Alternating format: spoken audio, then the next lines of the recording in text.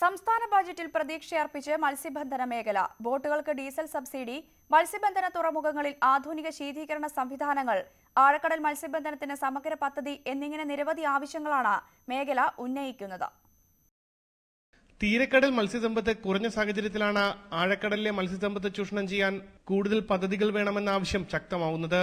കഴിഞ്ഞ ബജറ്റിൽ ആഴക്കടൽ മത്സ്യബന്ധന മേഖലയെക്കുറിച്ച് പഠിക്കാൻ 10 കോടി രൂപ മാറ്റിവെച്ചിരുന്നെങ്കിലും ഫലപ്രദമായി വിനിയോഗിക്കപ്പെട്ടില്ല എന്നാണ് ആക്ഷേപം.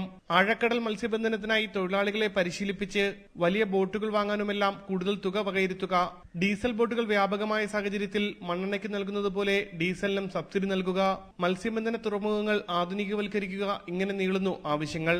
നമ്മുടെ ആഴക്കടലിൽ 1.5 ലക്ഷം ടൺ ഡീപ് സീ സ്കൂട്ട് ഉണ്ടെന്നാണ് കണ്ടെത്തിയിരിക്കുന്നത്. ഇത് 1 കിലോ പോലും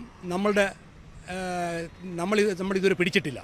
അപ്പോൾ ഇത് പിടിക്കാൻ വേണ്ടിയിട്ട് ഇതിന് പ്രത്യേകം ഒരു ഫണ്ട് ഈ നമ്മുടെ ബഡ്ജറ്റിൽ വകയിരുത്തുകയും അതിനു വേണ്ടുന്ന നമ്മളുടെ മത്സ്യത്തൊഴിലാളികളെ പ്രാപ്തരാക്കി അതിനു വേണ്ടുന്ന വെസലുകൾ സജ്ജമാക്കി ഈ ഡീപ് സീ സ്കൂട്ട് പിടിക്കുന്നതിന് വേണ്ടിയിട്ടുള്ള ഫണ്ട് നമുക്ക് ഈ ബഡ്ജറ്റിൽ വകയിരുത്തണം. തുറമുഖങ്ങളിൽ സർക്കാർ ശീതീകരണ സംവിധാനങ്ങൾ നിർമ്മിച്ച് വാടകയ്ക്ക് നൽകിയാൽ ചെറു ബോട്ടുകളുള്ളവരും കയറ്റുമതി ചെയ്യാൻ പ്രാപ്തരാകും.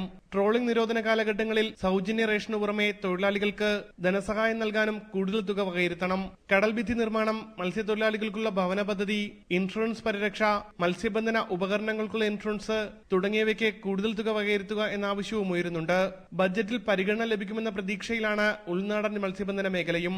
ഉമേഷ് ബാലകൃഷ്ണൻ, ന്യൂസ് 18, കൊല്ലം.